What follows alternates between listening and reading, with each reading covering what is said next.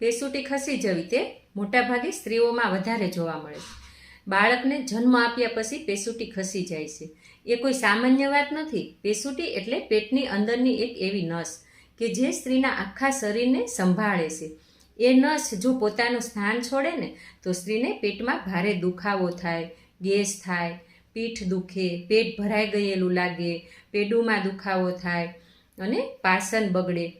હવે પ્રશ્ન એ થાય કે પેસુટી શા માટે ખસે છે?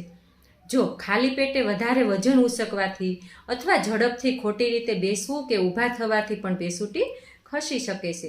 ખાસ કરીને પ્રસૂતિ પછી આરામ ન લેવાથી, કારણ કે ડિલિવરીમાં જે અંદરની નસો હોય તે બધી નબળી પડી ગઈ હોય છે, જેનાથી પેસુટી સરકી જાય છે. એટલે ડિલિવરી વખતે ખાસ ધ્યાન રાખવું જરૂરી છે. જો આવી તકલીફ તમને હોય તો ઘરેલું ઉપાય કરો તે હું જણાવીશ. તમારે બાજરી અથવા ઘઉંના લોટમાં હળદર અને અજમો નાખી જાડો રોટલો બનાવવાનો અને એ રોટલાને એક જ બાજુ શેકી લેવાનો અને કોટનના કપડામાં પેટ પર બાંધી દેવાનું. દરરોજ 7 દિવસ સુધી કરશો તો તમને રાહત થશે. ભૂખ્યા નથી કરવાનો. જમ્યા પછી 1 કલાક પછી બાંધવાનો. બીજો ઉપાય, ઘઉંને શેકી લેવાના. 1 બાઉલ ઘઉં શેકી કોટનના કપડામાં બાંધીને પેટ ઉપર ગરમ શેક કરવો અને ખાસ 3 તકેદારી રાખવી ખૂબ જ જરૂરી છે, કારણ કે ભારે વસ્તુ નથી ઉચકવાની. બીજું, ખાવાની સાથે તમારે લિક્વિડ નથી લેવાનું, પાણી નથી પીવાનું. અથવા ત્રીજી, ભોજન પછી તરત સૂઈ ન જવું. થોડીવાર વજ્રાસનમાં બેસવું અને થોડા ઘરમાં હલનચલન કરી પછી સૂવું. પેસુટી એક નાનકડી નસ હોય છે, પણ તે ખસી જાય ને તો આખી તબિયત હલાવી નાખે છે.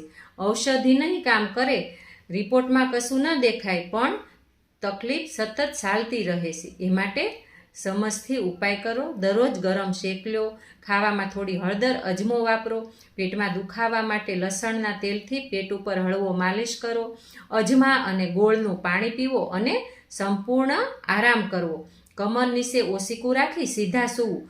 બસ જો આવી રીતે રોજ કરશો ને તો નસ પોતે પોતાની જગ્યાએ પાછી આવી જશે અને તકલીફ મટી જશે. ભગવાન બધાને આરોગ્ય સારું રાખે તેવી પ્રાર્થના. જો તમને આ પેસુટી હોય અને આ ઉપાય કરવાથી તમને સારું થાય તો તમે બીજા બહેનોને આ માહિતી શેર કરજો. ધન્યવાદ.